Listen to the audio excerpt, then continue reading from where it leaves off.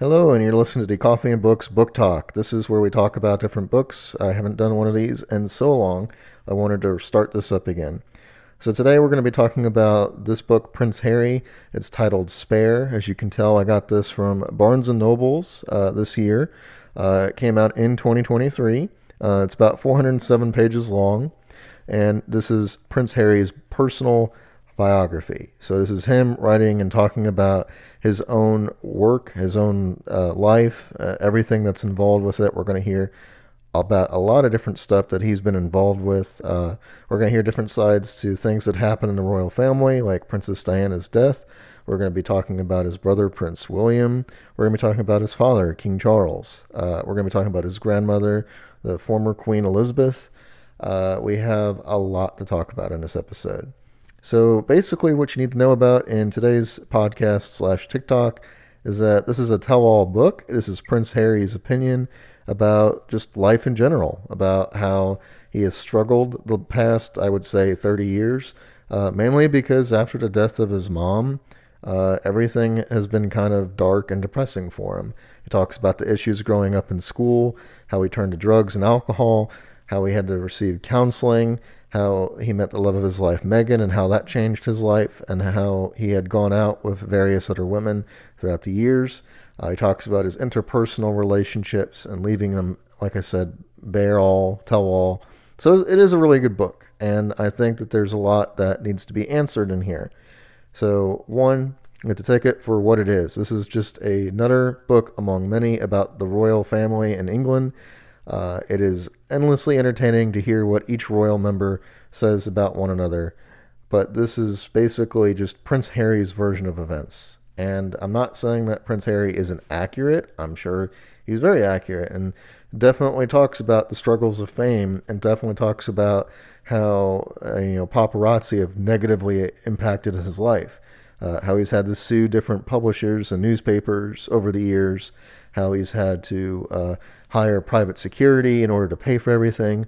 It just seems like it's just unbelievable, a lot of the stories. Not that I'm saying I don't believe them, but I feel really bad that, somebody had to live this kind of life.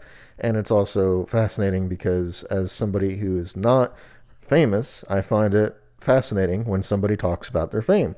Like when you think of a royal person, you think that they're well off, that they have everything that they need in life, they have that silver spoon all ready to go. That life should be easy, but it's not easy for this person. He often talks about how in his life, like I said, besides the drugs and the booze and the depression, we definitely see what I like to call, like darker moments. So like we see what it's like when he's in as a soldier in Afghanistan. We see he's like when he's, a target for terrorism and kidnapping plots. And we see all the dark things that happen in his life, like where his relationship has broken down with, like I said, his family.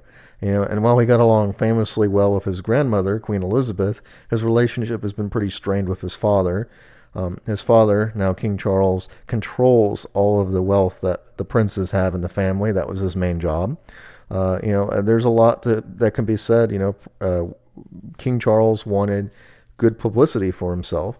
And, Prince Harry always seemed to be getting bad publicity for the royal family. There's a lot of famous instances where he received, negative attention in the press because he was either in rehab or because, the press would outright lie and say what he was doing was terrible when it was not.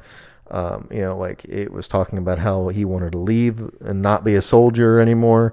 It was talking about how just every aspect of his personal life was published for people, millions and millions of people all over the world to read. And it's got to be terrible to hear that your own family won't support you when you're asking for help and you need guidance and acceptance. Camilla is a big part of the story. Where we learn about how, Camilla and Charles had an affair, and like I said, it ended up with Princess Diana separating from her husband, and then how she was still chased around the world by paparazzi anyway.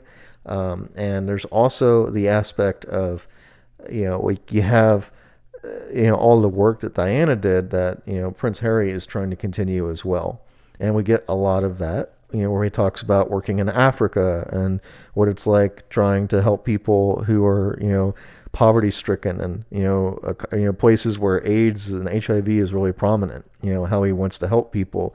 There's a lot of good that Prince Harry and I think the royal family does. They donate to charities and they help people when they can, of course. But there's also saying, like this person who has extreme amounts of wealth, they're donating their time and energy, yes, but that's not to say that they couldn't right some of the wrongs in other ways. And I think Prince Harry definitely describes that in his book, where he says it's not up to him necessarily. Like he's not in charge. He's not the king. He does not want to be king. He has specifically stated that, when it's time for the royal family to do what they're going to do, they're going to figure a way out. So, anyway, that's just kind of the general summary of the book. I felt like it went pretty fast. I enjoyed it. It was published by Random House Publishing, which I think is very important as well.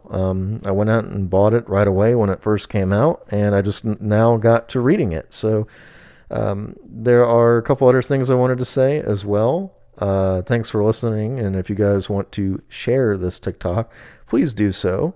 I would like to meet more of you. I'm planning on doing more of these, hopefully one at least a week, and I would like to put out great content for all of you, and thanks again for hitting like and sharing. Thank you.